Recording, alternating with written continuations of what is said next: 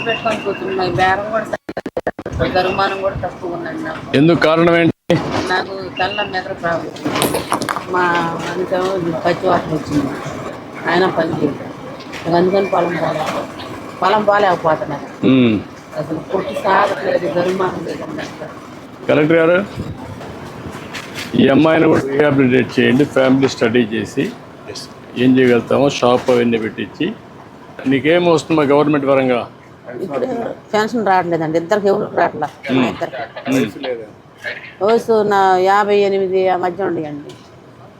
SHG లింకేజ్తో మనం ఇప్పుడు ONDC కూడా చేస్తాం. అని కూడా కాదు, మీరు పని చేయండి. ఇది లాభం లేదు. ఈ షాపు ఎట్లా చేయగలుగుతారో ఒకసారి పెట్టి ఈ పర్మనెంట్ షాప్ పెట్టించి వాళ్ళ ఆదాయం పెంచడానికి ఏం చేస్తారు.